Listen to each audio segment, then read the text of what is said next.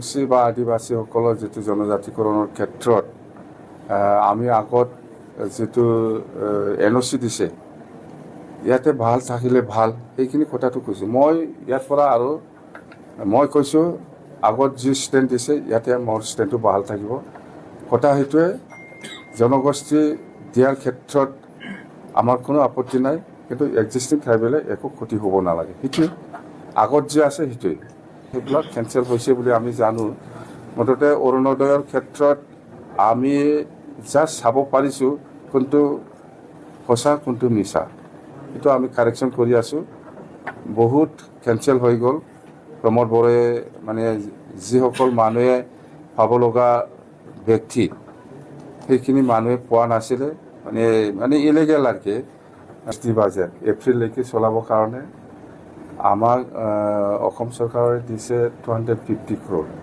সেইটোৱে আৰু আমাৰ 2025-26 যিটো SOBT ইয়াত প্ৰমোদ বড়ো আগৰ চৰকাৰৰ 260 কিছুমান প্ৰজেক্ট ধৰা আছে সেই পইচাটো ৰিলিজ হোৱা নাছিলে প্ৰমোদ বড়োৰ দিনত 260 crore এইবাৰ যেহেতু আমাৰ দিনত নতুন চৰকাৰৰ দিনত এইবাৰ ৰিলিজ কৰিব সেইটো যদি হিচাপ কৰে তেতিয়াহ'লে 510 হয় 510 কোটি পোৱা নিচিনা হৈছে আমি কিন্তু 260টো প্ৰমোদ বড়োৰ দিনতে ৰিলিজ কৰিব লাগিছিল সেই পইচাটো ৰিলিজ হোৱা নাই এইবাৰ ৰিলিজ কৰিব তো সেইটোকে ধৰি আমি এতিয়া SD বাজেট হিচাপে 510 পাইছে বুলি আমি ধৰিব পাৰিম কিন্তু কিছুমান স্কিম ধৰা আছে কিছুমানটো প্ৰমোদ বড়োৰ দিনত যিখিনি কিছুমান স্কিম ধৰিছে সেইবিলাক কিছুমানটো ঠিকে আছে সেইটো আমি কেঞ্চেল নকৰিম কিন্তু কিছুমানটো কেঞ্চেল হ'ব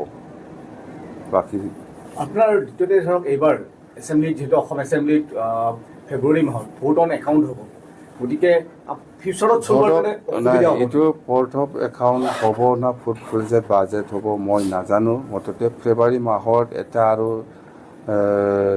2026-27 কাৰণে food project budget session budget হ'ব বুলিহে মই জানো তো এতিয়া আমি ফেব্ৰুৱাৰী মাহত আমাৰ যিটো 26-27 যিটো ফুল বাজেট হ'ব ইয়াত আমাৰ যিখিনি পাব লাগে ইয়াতকৈ আমাৰ 10% এনহেন্স আমি কৰিম এইটো ছিষ্টেমত আছে 10% এনহেন্স হৈ পেলাই আমাৰ বাজেটটো আহিব বুলি আমি কামনা কৰিছোঁ বা আমি ডিমাণ্ড দিওঁ এইটো এটা ছিষ্টেম হৈ গ'ল প্ৰত্যেক বাজেটত বছৰে 10% এনহেন্স হ'ব লাগে এইটো ধৰা বান্ধা কিন্তু প্ৰমোদ বড়োৰ দিনত এইটো হোৱা নাছিল আকৌ আমি বেক হৈ গ'ল 5 বছৰ এতিয়া আমি সেই 5 বছৰত যিখিনি 10% গেপ হৈ আছে 5 বছৰত সেইটো মেকআপ কৰি পেলাই আজিৰ দিনত কিমান হয় সেইটো যোগ কৰি পেলাই আমি এই বাজেটটো আমাৰ BTC পৰা যাব আৰু এটা কথা কৈছে যে প্ৰধানমন্ত্ৰী নৰেন্দ্ৰ মোদী ডাঙৰীয়া জানুৱাৰী মাহত অহাৰ কথা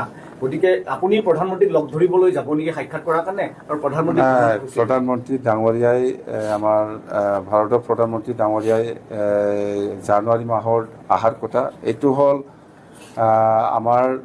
আমি যেতিয়া নেকি BTC চুক্তি কৰিছিলে 2003 চনৰ 10 ফেব্ৰুৱাৰী ইয়াত আগত যিখিনি আমাৰ আলোচনা আছিলে যেনিবা Indo Bhutan national highway Kokrajhar to গেলেমপুৰ ৰেলৱে আৰু পাঠশালা টু এইফালে নাংলাম ৰেলৱে আৰু Rangia to Samdrupjongkhar railway station হ'ব লাগে এইবিলাক প্ৰপ'জাল আগতে দিয়া কিন্তু আজি এইটো খুব আমাৰ কাৰণে খুব ভাগ্য ভাল বুলি আমি ক'ব লাগিব মুঠতে আমি যিমানটো জানো জানুৱাৰী মাহত প্ৰধানমন্ত্ৰী নৰেন্দ্ৰ মোদী ডাঙৰীয়াই এই ৰেল কোকৰাঝাৰ টু গেলেমপুৰ যিটো ৰেল লাইন সেইটো অপেনিং কৰি পেলাই ফাউণ্ডেশ্যন কৰি পেলাই যাওঁ সাক্ষাৎ কৰিব যাব নেকি প্ৰাইম মিনিষ্টাৰক খুব সোনকালে নাই এনেকুৱা প্ৰগ্ৰাম নাই যদি দৰকাৰ আছে যাব কিন্তু আজিৰ দিনত আমি এনেকুৱা ইমাৰ্জেঞ্চি লগ কৰিব লগা এনেকুৱা ইছ্যু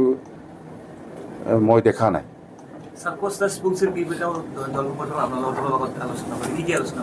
এইটো কোচ ৰাজবংশী আখৰাছুৰ পৰা মোক অলপ আগত লগ কৰি পেলাই গৈছে আলোচনা এটাই যে কোচ ৰাজবংশী বা আদিবাসীসকলৰ যিটো জনজাতিকৰণৰ ক্ষেত্ৰত আমি আগত যিটো NOC দিছে ইয়াতে ভাল থাকিলে ভাল সেইখিনি কথাটো কৈছোঁ মই ইয়াৰ পৰা। আৰু মই কৈছোঁ আগত যি ষ্টেণ্ড দিছে ইয়াতে মোৰ ষ্টেণ্ডটো ভাল থাকিব।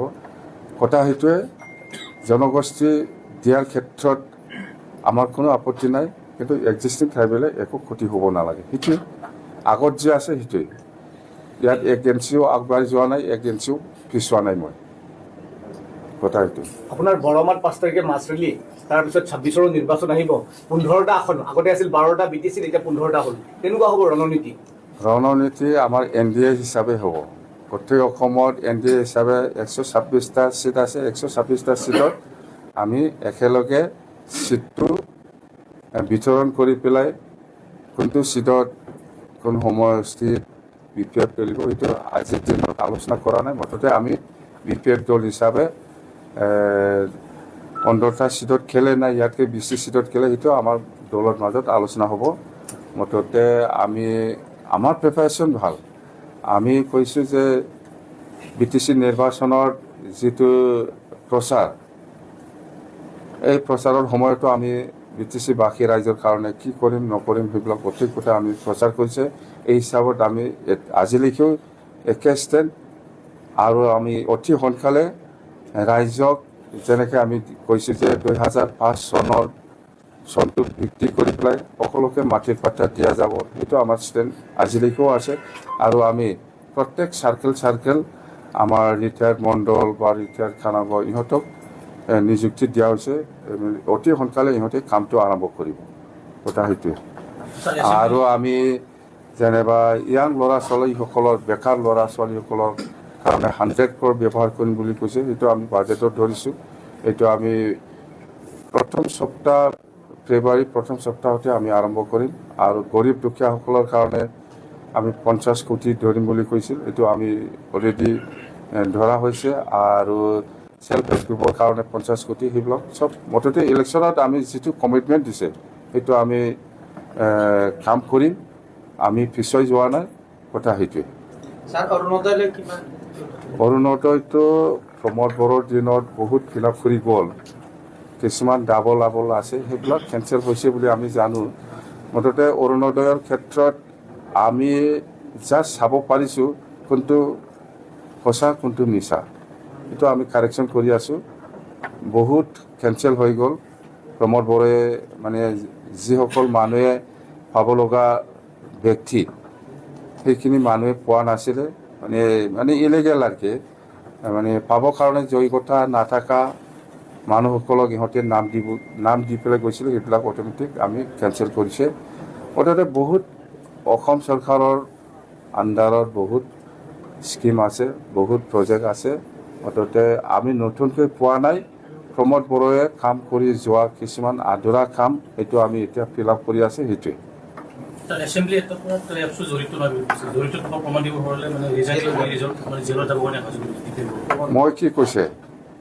মই কি কৈছে জানে,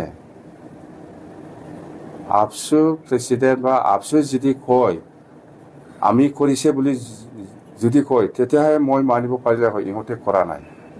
ইহঁতে কৰা নাই কৈছে না, ইহঁতে কৰিছে উল্টা। ইহঁতে ক'ব লাগিছিল হয় আমি আপচুৱে এই কামটো কৰিছে, তেতিয়া মই বিশ্বাস কৰিলে হয় ইহঁতে কৰা নাই। বুজিছে, ইহঁতে কৰা নাই বুলি কৈছে, তাৰমানে কৰিছে উল্টাহে। ইহঁতে একবাৰ ভালকৈ এক্সামিন কৰি পেলাই চাওকচোন আপোনালোকে। আজি উল্টা পানী চৰলপাৰা সেইফালে আৰু এইফালে জমদুৱাৰ ফালে মানে ৰায়মনা